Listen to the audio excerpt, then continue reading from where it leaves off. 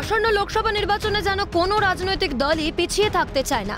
তাই একদিকে যখন রাম মন্দির নিয়ে গেরুয়া শিবির রাজনীতি করছে বলে অভিযোগ তুলছে অন্যান্য রাজনৈতিক দল, ঠিক তখনই বীরভূমে গ্রাম্য মেলাতেও দেখা গেল জোর রাজনৈতিক তরজার চিত্র।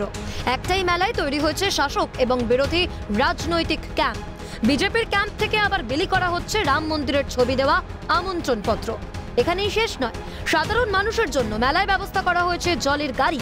সেখানেও রাজনৈতিক পতাকা টাঙিয়ে স্পষ্ট বিভেদ করা হয়েছে। একটা তৃণমূলের করেছে, একটা বিজেপির আছে।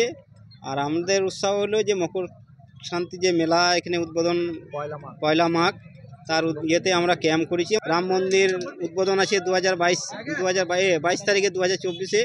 তার জন্য সোমবার সবাইকে যাওয়ার জন্য আরও অনুরোধ করা হয়েছে। আমরা এটা করি না, আমরা সাম্প্রদায়িক সম্প্রীতি এবং ধর্মনিরপেক্ষ এবং সমস্ত মানুষকে সম্প্রীতির মধ্য দিয়ে মানুষকে চলার জন্য আমরা বার্তা দিই।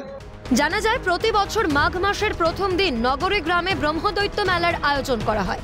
একদিনের মেলায় প্রচুর লোকের সমাগম ঘটে, কিন্তু সেই মেলা নিয়েও চলছে রাজনীতি। গ্রাম্য মেলায় শুরু হয়েছে শাসক বিরোধী চর্চা।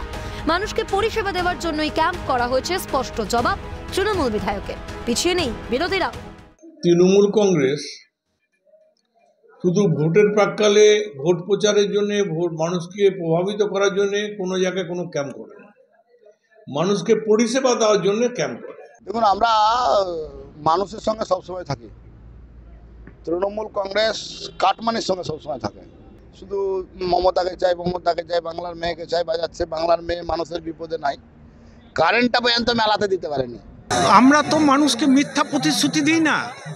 এই যে ধর্ম নিয়ে তো রাম মন্দির নিয়ে যেটা চলছে, এই যে লক্ষ লক্ষ কণ্ঠে গীতাপাঠ, এমন কোনো মানুষ আছে যে এখন গীতাপাঠ করে না বাড়িতে?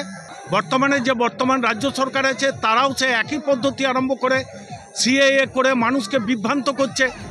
8 থেকে 80 সকলেই বেশ আনন্দের সঙ্গে বিজেপির দেওয়া আমন্ত্রণপত্র গ্রহণ করেছেন। কিন্তু রাজনীতির মারপ্যাচ কি অত বোঝে সাধারণ মানুষ? বারবার সাধারণকেই কেন বেছে নেওয়া হয় খেলার খুঁটি হিসেবে? লোকসভা নির্বাচনের আগে আরও কি চমক বাকি রয়েছে? বীরভূম থেকে ভোলানাথ চক্রবর্তীর রিপোর্ট, ক্যালকাটা নিউজ।